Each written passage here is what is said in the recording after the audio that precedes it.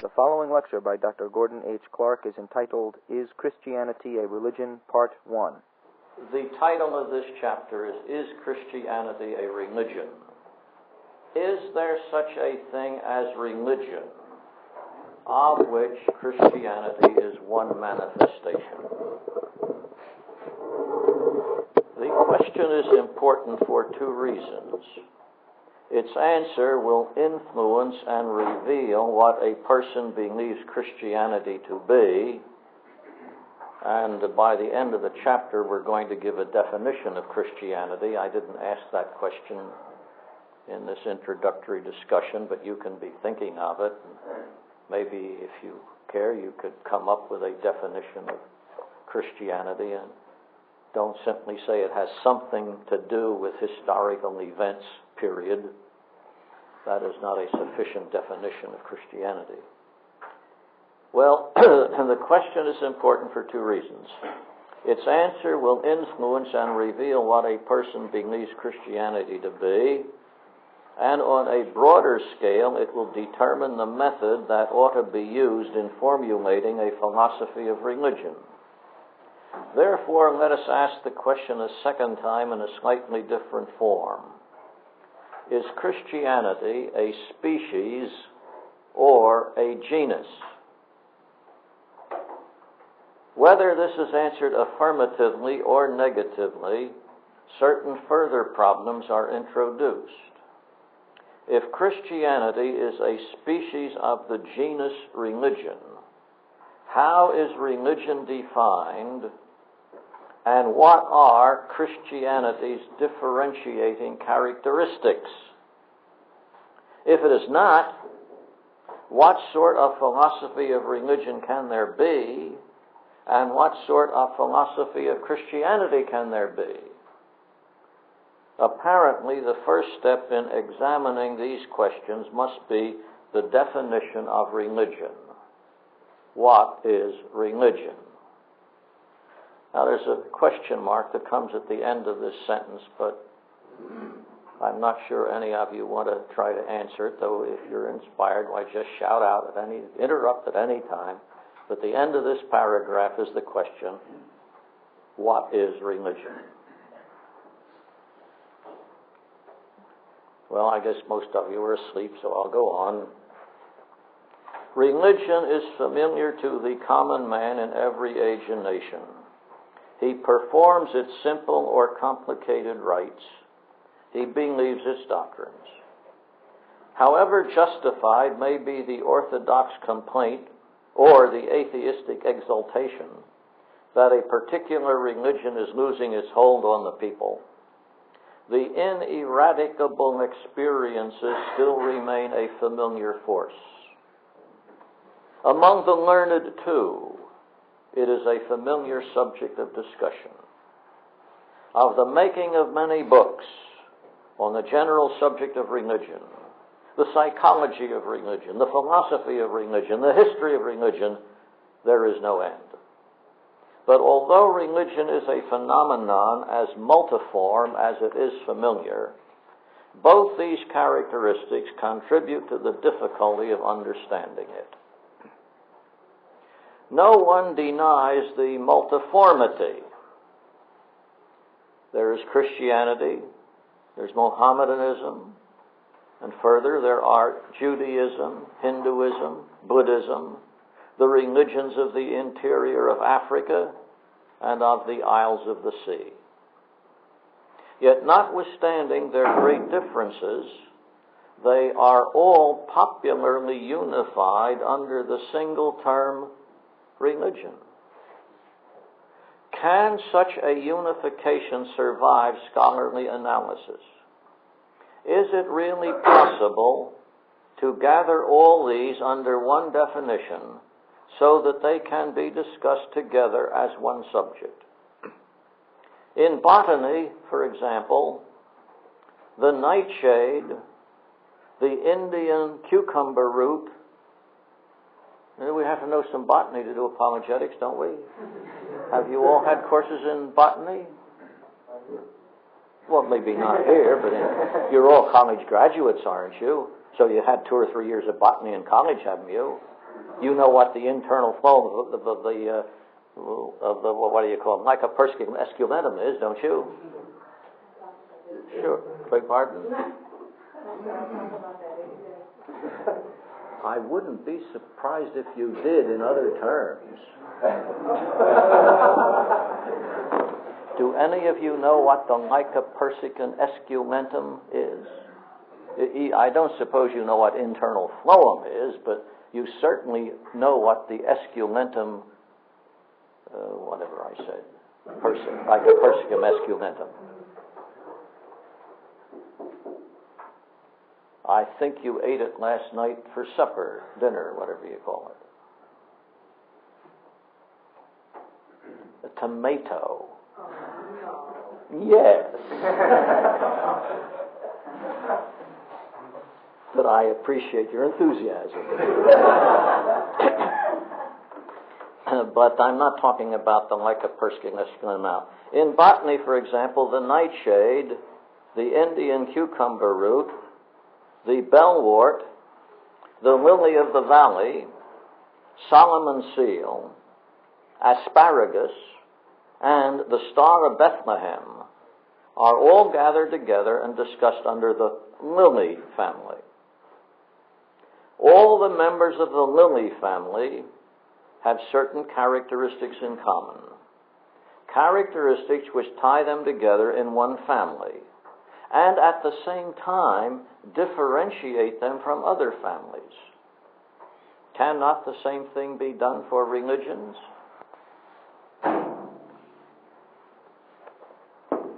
You know,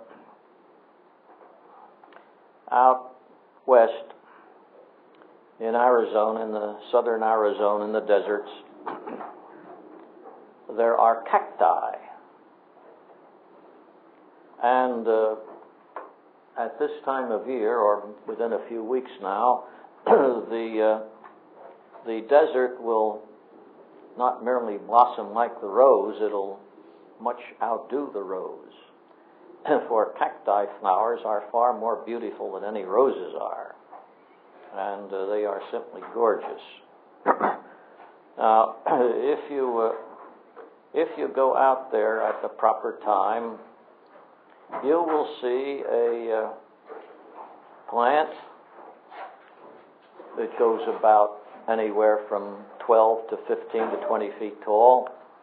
Its name is the acacia, and it has beautiful red blooms on it.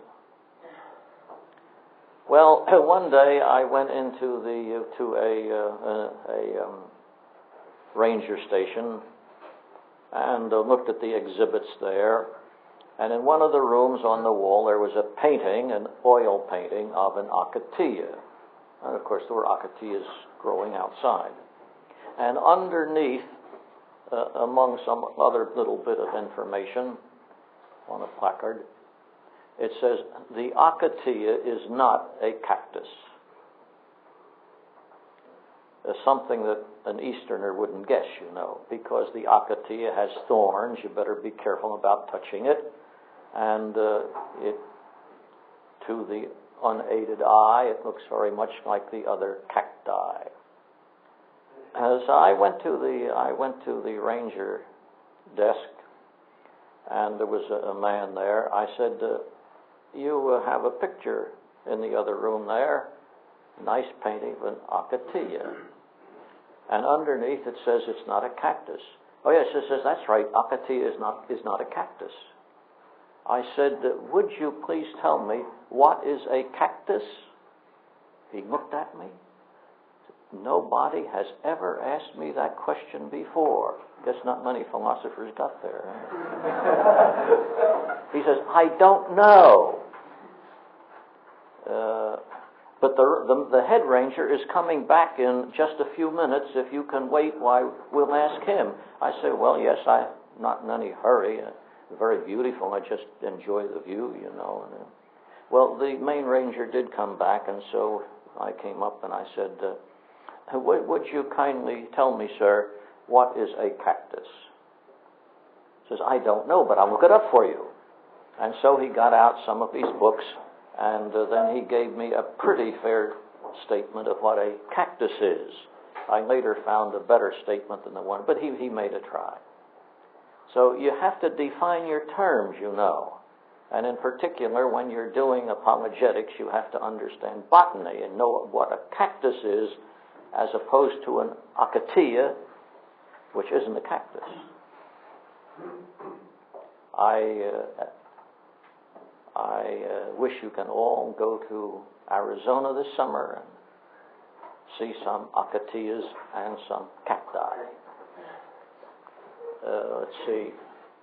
You might even get so disgusted with this course that you would leave early and get there in the middle of May, and I think you'd find more blooms in the middle of May than you'll still some find the 1st of June, but early May and middle of May is the best time to visit Arizona and pull this joke on the rangers because they don't know what cacti are.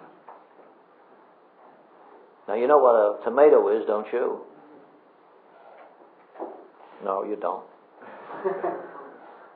Tell the truth, neither do I. But asparagus is the same as an Easter lily. Not the same, it's the lily family.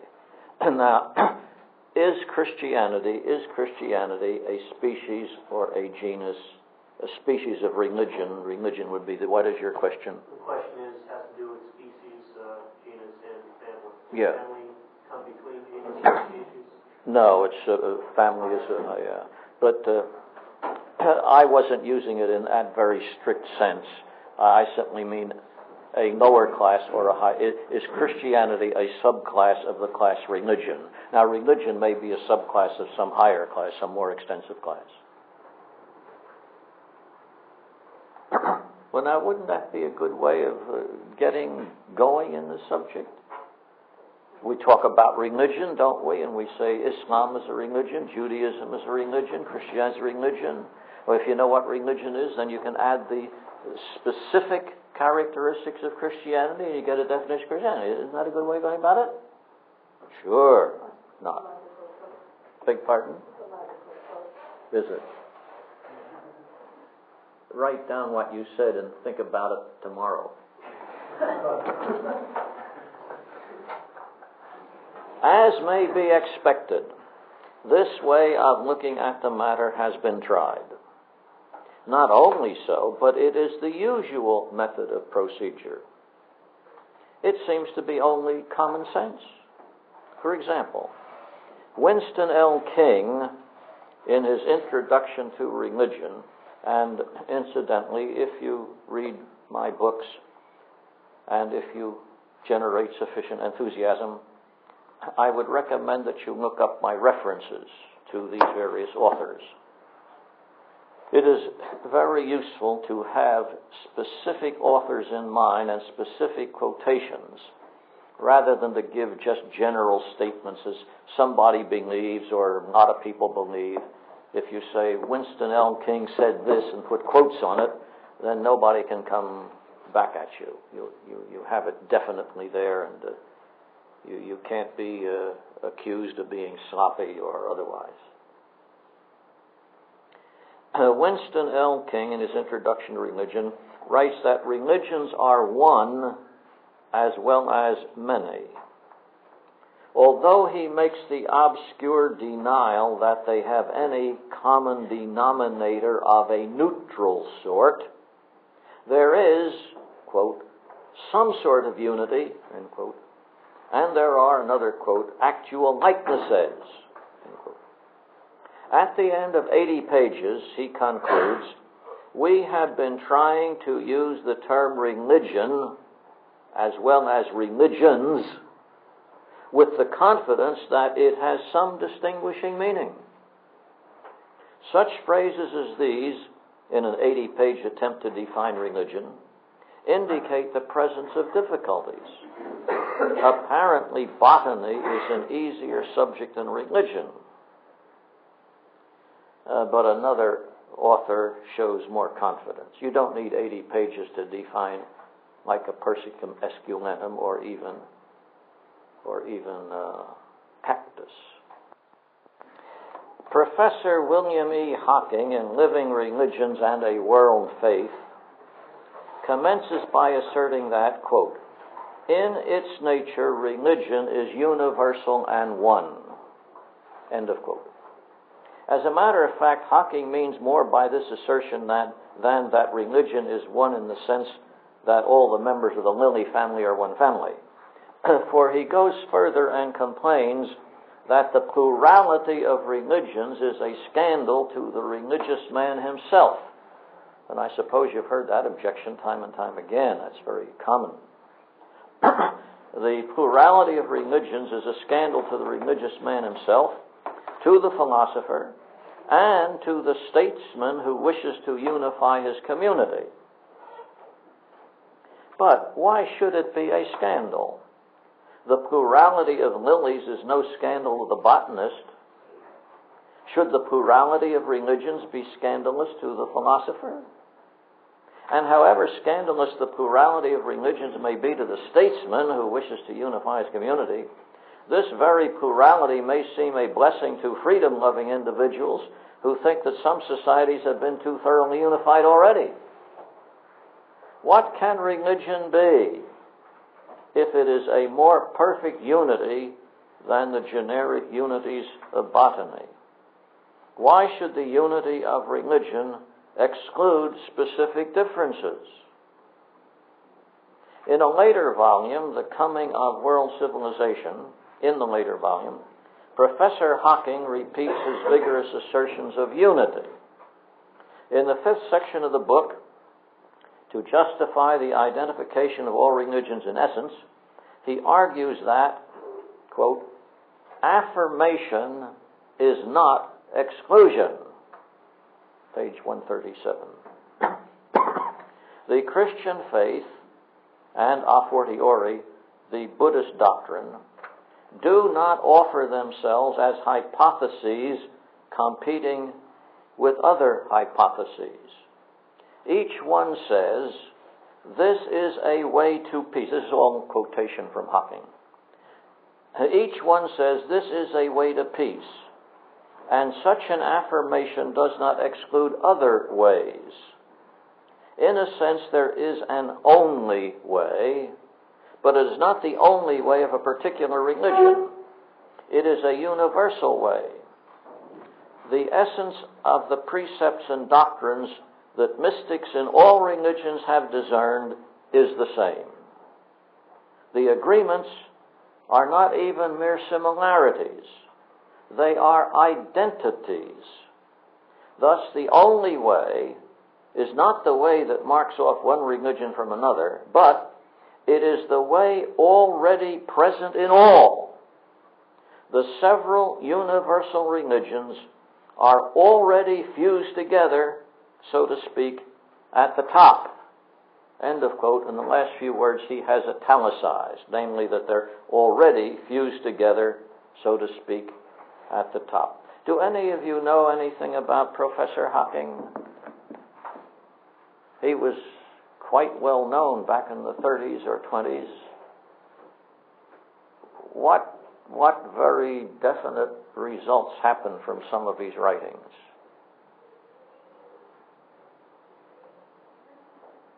Well, wasn't he the man that pretty well smashed up the evangelical missionary enterprise? I don't know anything about it.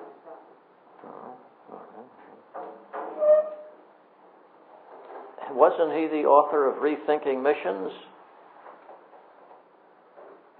And hence he pretty much wrecked the preaching of the gospel in foreign nations?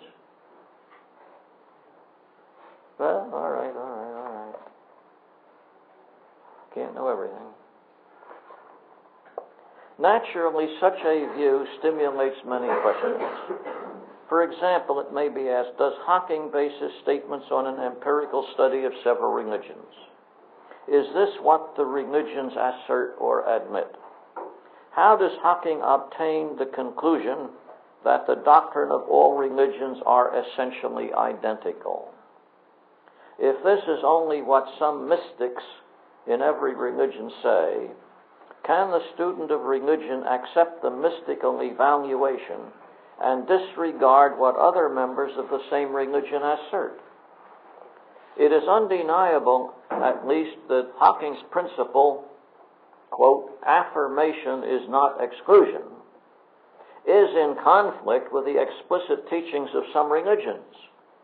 Christ's statement in the gospel, "No man cometh unto the Father but by me," is decisively exclusive. Similarly, the apostle said, "There is none other name under heaven given among men whereby we must be saved." Hawking would have to hold that Christ is not essential to Christianity.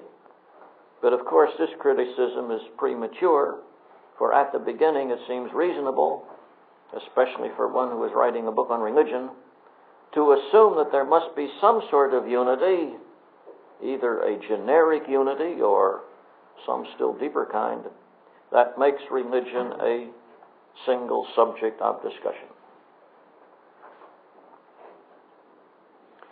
Now we come to a subhead.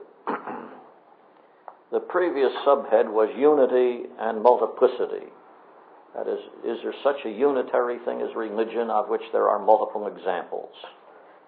Now then, this problem, which is briefly surveyed, raises a disconcerting disjunction. Promising and even necessary though this principle may appear, its application is already seen to be attended with great difficulty.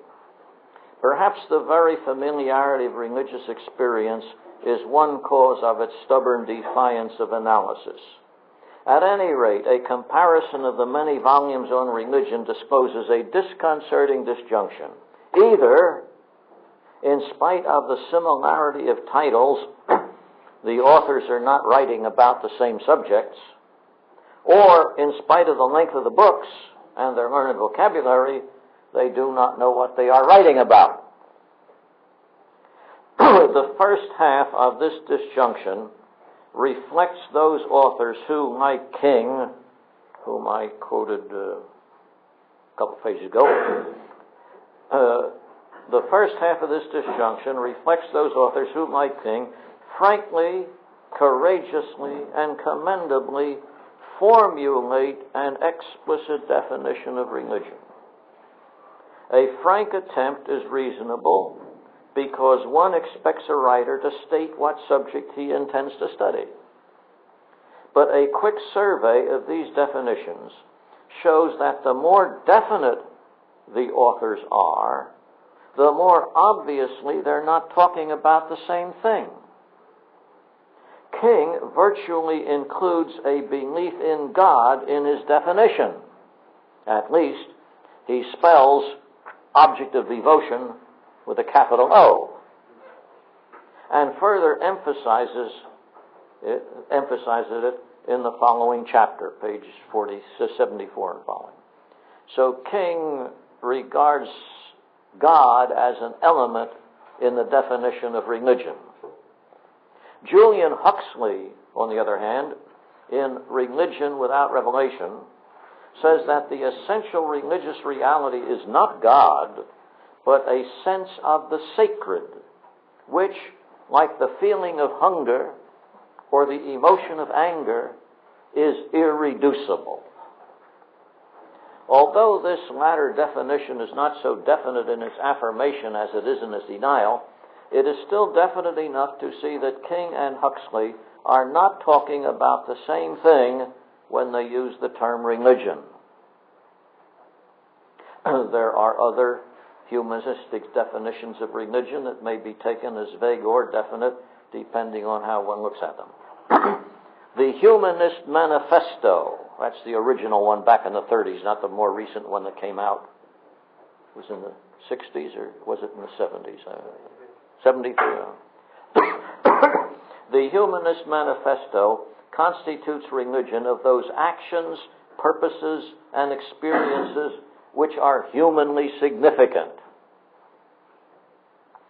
Now, this may be vague and meaningless, but if it is taken at literal face value and assigned an intelligible meaning, an interesting question comes to the fore.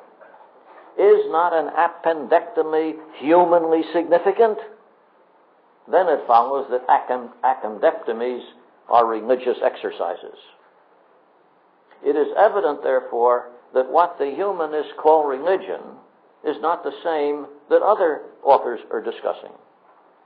Once more, William James was definite enough when he spoke of religion as the experiences of men in their solitude. But other writers are definite in defining religion as social. All the devout worshiper and the devout worshiper in any of the several religions might not like any of these definitions. Clearly, what one man calls religion, another does not recognize as such. The more definite the definition is, the more clearly the writers are not writing on the same subject. This difficulty gives rise to the second half of the disjunction. Some writers do not know what they're writing about. They recognize the impossibility of defining religion and rely on its familiarity to satisfy the reader. L.W. Grenstead, in The Psychology of Religion, and there must be hundreds or thousands of books on the psychology of religion, Grenstead remarks in his foreword that the subject is nebulous and ill-defined. No one part of it has any clear logic or scientific priority. Quote, there is always a lurking doubt whether religion is a proper study for psychology at all. End of quote. And a page or two later he adds, quote, the definition of religion is impossible. Thus, the only means of saying what we mean by religion must be empirical, descriptive, and accumulative. We must, in fact, return to what ordinary folk understand by religious behavior. End of quote, page 15. This initial admission of failure, however, does not prevent the gentleman from writing his book, a humorous paradox that he himself seems to enjoy. Every so often he acknowledges that he doesn't know what he's writing about. He says, that's fun. Now, there are powerful reasons for accepting the position that religion cannot be defined. In fact, such is the main conclusion of this chapter. One of the criticisms that some of my students make of me is they can't tell when I'm giving my own opinions and when I'm giving the opinions of other people. That's because they don't listen carefully, but that seems to be an occupational hazard of students. But I'll warn you now, I'm giving my own opinion in these 2 or 3 lines anyhow. There are powerful reasons for accepting the position that religion cannot be defined, such as the main conclusion of this chapter. It will be shown definitely that we cannot with confidence, to repeat a phrase from King, we cannot assume that religion has a distinguishable meaning. This conclusion sometimes leads to the clear-sighted muddle-headedness of Grenstead. There is, however, another alternative to be mentioned later, but for the moment, and particularly the opening of the discussion, one should not merely assume the impossibility of defining religion. It is better to examine the 2 chief methods used in attempting to frame a definition, and if in doing so we are fairly convinced that the problem is insoluble, we shall have learned the precise reasons for the failure. So I'm going to give 2 different methods that have been used to define religion and show why both of them fail. Please turn the tape for the continuation of this lecture. The second method, based on examining the multiformity of Mohammedanism, Shintoism, Buddhism, and so on, may be named the comparative method, but the first to be considered is the psychological approach, based on the intimate familiarity of the experience. And now there are some subheads under the general title of the psychological approach. The first subhead is emotion versus intellect. There are many persons, both scholars and others, who believe that the essence of religion, the common factor in all religions, is some sort of emotional experience. In one way or another, they minimize the intellectual content. Although Hawking speaks of a search for righteousness, and righteousness, no doubt, is something other than emotion, Hawking's stress falls on the passionateness of the search rather than on the contents of righteousness. Now, what famous author can you think of who depends a great deal on passion? Yes, I'm glad you've heard of Kierkegaard, dear old fellow. We'll have something to say about him, too. Nothing commendatory, of course, but he stresses the passionateness of the search rather than the contents of righteousness. He does not make an outright denial that there are intellectual factors in religion, but he asserts that no theoretical proposition is true apart from feeling. This seems to imply that even the truth of mathematics depends on feeling. 2 plus 2 equals 4 is quite an emotional experience, you know. Perhaps he would not say that all passion is religious or commendable, but passion is so much the medium of religion that whatever is of passion tends to be religious. King also emphasizes the emotional nature of religion and disparages the intellectual. That's King as opposed to Hogg. In his foreword, he refers to, quote, the bare bones of the intellectual statements of religious dogma, end quote, as opposed to, and the rest is a quote, opposed to the vital phenomena of breathing and moving religions themselves. Yes. When he said, or when you mentioned here, that he asserts that no theoretical proposition is true apart from feeling, wasn't he, I'm asking, wasn't he limiting that to statements about religion? Well, no, I don't think so. Because, you see, after he talks about passion in the matter of religion, then he realizes that there are some people might say, well, there's some passions that are not very religious. He doesn't exactly deny that, but he tries to minimize it by saying all passion is so much the medium of religion that whatever is of passion, and this might be some very nasty, angry plot, whatever is of passion tends to be religious. So he doesn't want to say outright that all passions are religious, but he does say all passions at least tend to be religious. And this is a modification of his first statement to take care of some instances of passion where most people would say it's not religious.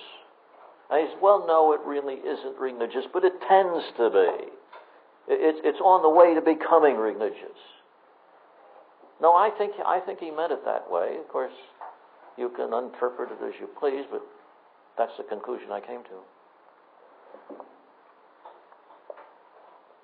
And then King says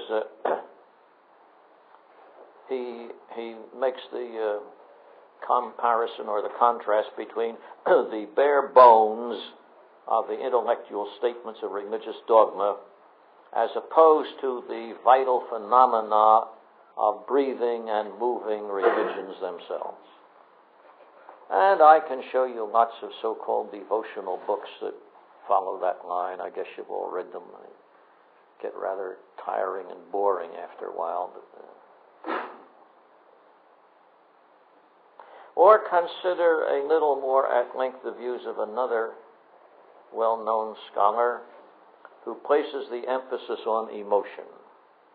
James Bissett Pratt I don't suppose many of you have heard of him, but he was a very well-known scholar at the beginning of this century, or early in this century, and his book had a tremendous influence. The title is The Religious Consciousness. Now, Pratt, aware of the difficulties in framing a definition, admits that in many respects his own definition is probably as bad as any other. But he holds that one word in it hits the mark pretty accurately. Religion, he says, is a serious attitude toward those powers which people believe control their destinies. It is the word attitude which he stresses, and by which he plays down the intellect. In his study of conversion, he states, quote, "The essential thing about conversion is the unification of character," end of quote. And that this is, quote, it's the really important and only essential part of it. The unification of character is the important and only essential part of religion. Page 123. And continuing verbatim quotation, "This involves will, emotion, and thought, but it is primarily moral." Continuing the quote, "Nor is the intellectual side of the process to be neglected, though it is frankly the least noticeable of the three. In most cases," this is still verbatim quotation, "in most cases it seems to play but a negative part." Well, he doesn't rule out intellect completely, but he says it's a negative part, and it's not very important. It doesn't make much importance what you believe. You have to believe something, but it doesn't make much difference. The thing is to believe it passionately, which is somewhat similar to, but not completely the same as Kierkegaard. And now we have a little subhead on preconceived notions. At the risk of anticipating too much of the later argument, it might be best even at this point to question whether all unification of purpose or character is religious. As one example of conversion, Pratt chooses the experience of a certain Ardigo, who renounced the Roman Catholic priesthood to become a positivistic scientist. Now, this is no doubt a conversion of a sort, but is it a religious conversion?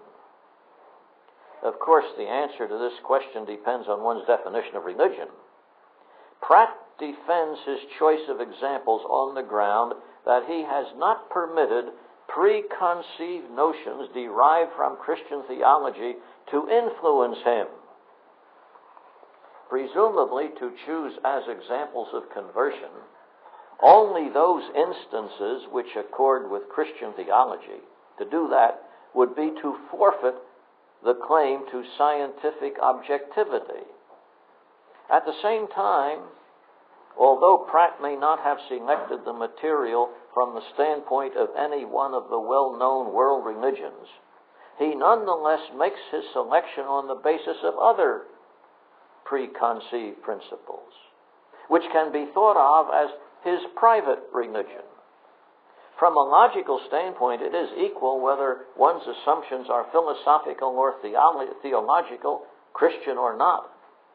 If it is reprehensible to operate on Christian presuppositions, is it any less so on other presuppositions? The only difference would seem to be that the writer with Christian principles is probably more aware of the fact, while the scientific writer sometimes claims he has no preconceived notions at all. In other words, Pratt, attempting to avoid the bias of a Christian view of conversion, does not seem to be aware of his own bias in assuming Ardigo's conversion was a religious conversion, and that the essence of religion is the unification of character. I'm trying to get across to you the idea that the definition of terms is important. You ought to know what you are talking about. Of course, that sometimes restricts the conversation to a very little bit. But to make any real progress, you have to know what you're talking about, whether it's out, sive, or vel. Otherwise, you don't say anything clear enough for other people to understand. And I guess you might say you're not thinking clearly enough for you to understand what you're saying yourself. And so I am working up to a definition of Christianity in the JS. You said that Pratt considers that he's avoided the problem of preconceived notions that have a Christian theistic basis. But you say he also has his own preconceived notions. Obviously. Okay, and how would you classify them as? Well, he has a notion of conversion which allows him to say that Ardigo's conversion was a religious conversion. Now, most people, at any rate, would not suppose that a man who left the Roman priesthood to become a positivistic scientist was converted. They won't use that language. They wouldn't say he changed his mind or something or other, he gave up religion and became a scientist, something like this. But they wouldn't call it a conversion. But Pratt's definition of a conversion includes that. Now then, he has a certain presupposition in his notion of what conversion is. And he rejects the Christian concept of conversion. He has a different concept of conversion which allows him to include Ardigo. And so he is using certain presuppositions, certain bias, although he rejects a different bias. But he thinks he has no bias. Yes? Would it not be the case that any definition is, like for instance, of lilies, we apply criterion, which are they not just essentially arbitrary, having to do with breeding characteristics, for instance? Yes. Could I define religion however I felt like it, and that would be... Yes, because a 4-inch nail and a 4-inch worm belong to the same species. What do you I don't understand. I thought we talked about 4-inch nails a little bit ago. Right. Well? Okay. I'm saying that in biology, species is defined by certain characteristics. Yes. Okay. Those characteristics are essentially, they're chosen by somebody and they're commonly agreed. Yeah. But in the same way, couldn't we, just assuming that, Pratt has a definition for it, if everyone were to agree that the essence of religion is conversion as he understands it, would that not then define religion? That would be his definition of religion, yes, that's right. So you see, botany and zoology are essential to Christian apologetics. And you have to know the difference between a tomato and a whale, for example. From within your own presuppositional worldview, then, would you ever refer to such systems as Islam and Judaism as religions? Oh, I might use the word. We talk colloquially all the time, but if you want technique, no, because one of the working up to the definition of Christianity, one of my points is there is no such thing as religion. All right.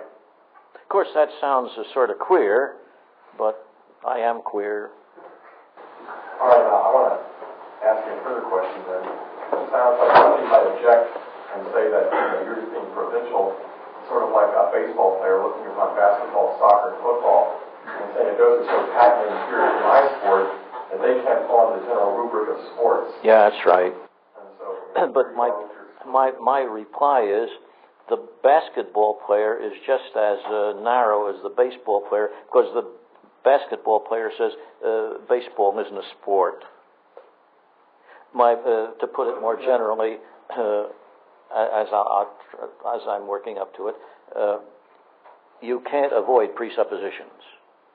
You probably have, a good many of you have heard some of my views, and you understand, of course, that I am a presuppositionalist, but I am trying to show why I am.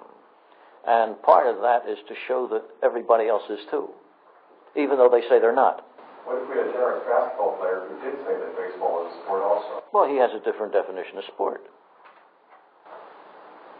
From a common sense view, wouldn't we tend to say that his definition is more accurate? Yes, and from a common sense view, why Judaism is a religion. But when you come down to being technical and accurate, you can't define religion and make it fit.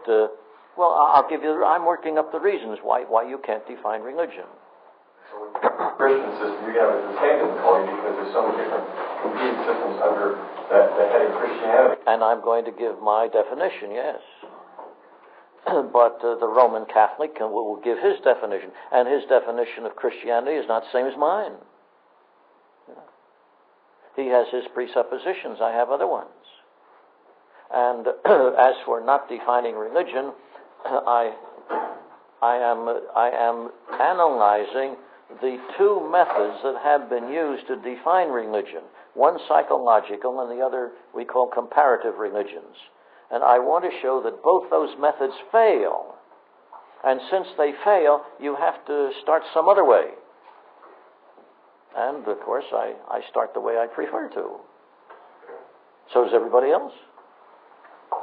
Yes. Well, either one. Well, would you say then that the definition of, that the use of the word religion, then is an illicit use? If it has no valid definition, and we also understand... Please don't use the word valid when you're talking about something that can't possibly be valid. Well, in other words... Proper, if you wish. Okay, proper, appropriate. Appropriate. Okay. If there's no appropriate definition, if we can't even formulate a definition of religion, then are you saying that we shouldn't use the word religion? It's very hard to avoid it. But as I go on to point out, the colloquial use is confused, and one of the things I'm coming to is if you ask people in general, without being technical in a classroom, ask them whether communism is a religion. Most people say no, it's anti-religious. But then you can point out factors in communism that say, oh yes, it is a religion. And this indicates the confusion in the popular usage of the word. But I don't think that anyone can stop the English-speaking people from using the word religion. Well, wouldn't it make sense to begin from the fact that people use it and try to communicate with them individually on the basis of how they use that word in terms? But you may start there, but when you find out they don't mean the same thing, and their usage conflicts with the usage of other people, I mean that there are many inconsistent usages of the word, then you are forced to say what you mean. And when you say what you mean, you're going to exclude some usages.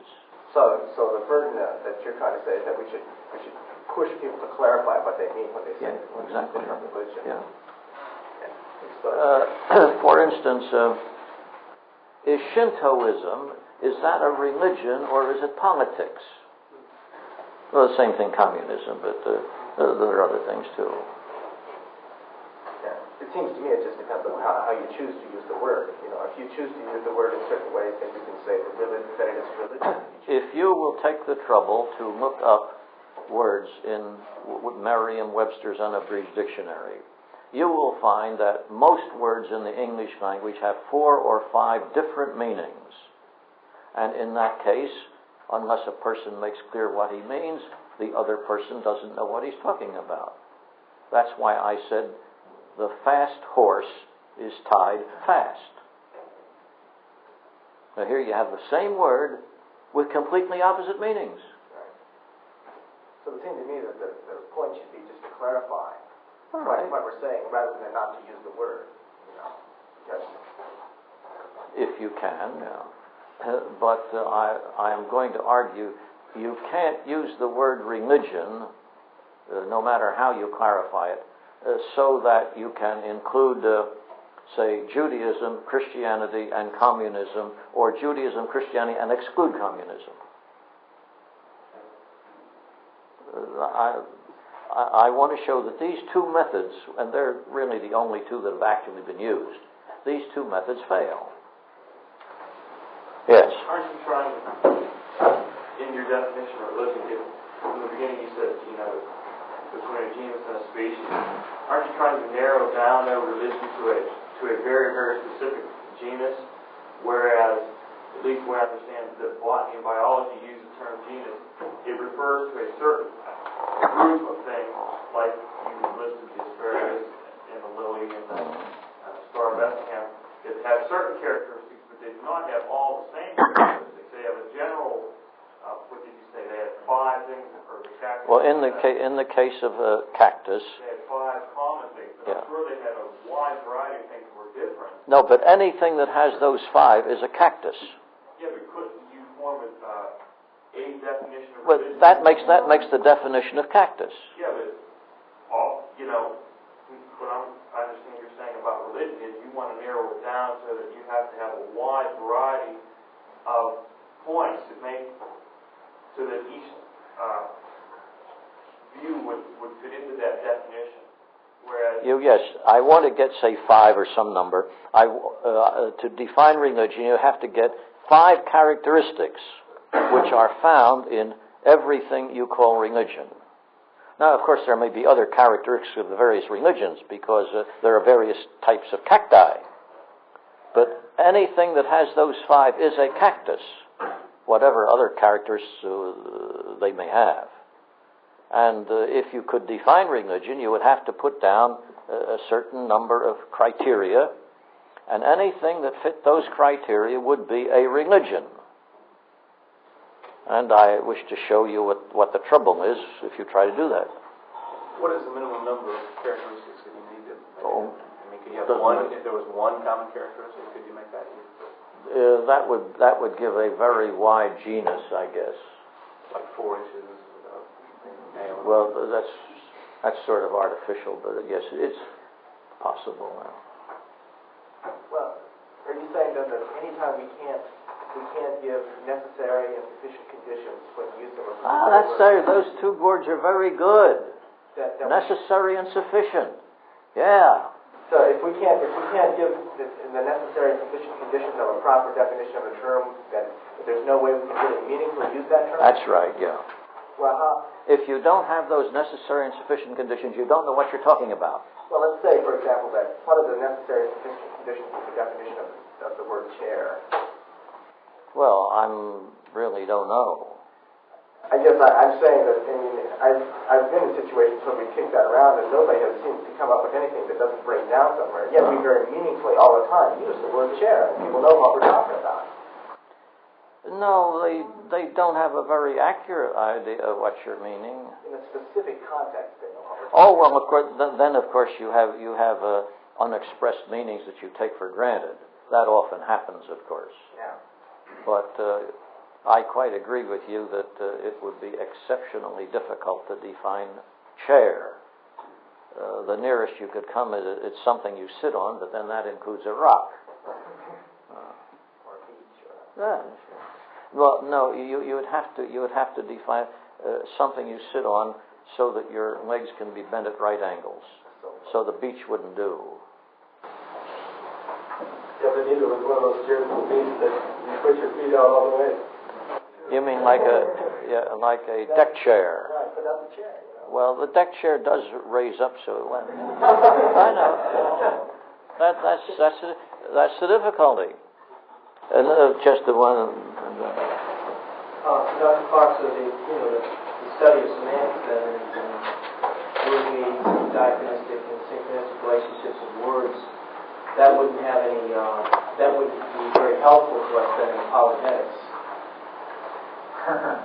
Unless we understood beforehand, what either we had agreed on definitions, or we just abandoned definitions and accepted basic. I am glad you now recognize that linguistics is an essential part of Christian apologetics, just as Einstein's relativity is. That's why I couldn't give you a definition of religion. because I wasn't sure if it was going to be the same. Well, you remember I said some people want to restrict apologetics to a relatively narrow field. And my notion, whether you accept it or not, that's something else, but my notion makes it rather wide. That is, I want to include Einstein and the matter of language. Now wait, there was one here, somebody, yes, was it you? Well, I'm still having trouble in seeing what, the way I understand genus is that it is not supposed to be, getting back to the chair. If we talk about the genus chair, it is going to be very hard for us to visualize what a chair is, because never mind visualizing it. I don't think you can. Or perceive. No, understand state. What the idea of a chair is. No. And I don't think a genus is supposed to. I think a genus is a general category. Like if I tell you, well, what is the genus of lily? You may have ideas of a species of a lily, but not of the genus of family lily. I don't know enough botany to answer that question correctly, but guessing, and I rather think my guess will be technically incorrect, I would say the genus lily is a subclass of the general notion of plant. Now, I rather suspect there are some intervening definitions in there, but I don't know them. You see, you have the Star of Bethlehem, and that is one under the genus lily, and lily is something under a higher group, which may be plant, but I suspect there's some intermediate terms in there too. Now, let me just... You said earlier, in response to another question of mine, that you presuppose Christianity because you prefer Christianity, and you define Christianity. All right. Why do you prefer it? Do you have reasons to prefer Christianity? I will take up that question in detail as we go on. I'm not dodging your question, at least I'm dodging it for the moment, but I'm not going to forget it. But I want to be very specific and state the criteria, yes. Yeah. I guess that's in relation to the question that keeps haunting me is, does that have to do with the exclusivity of Christianity? Oh, it did. Yes, that's right. And so, in other words, maybe I'm jumping the gun by trying to... I kind of... It's haunting me. It's quite all right. It's a question that I've never had an answer to. Well, succinctly by anyone. I will pushing the issue. I will try to give you an answer. But...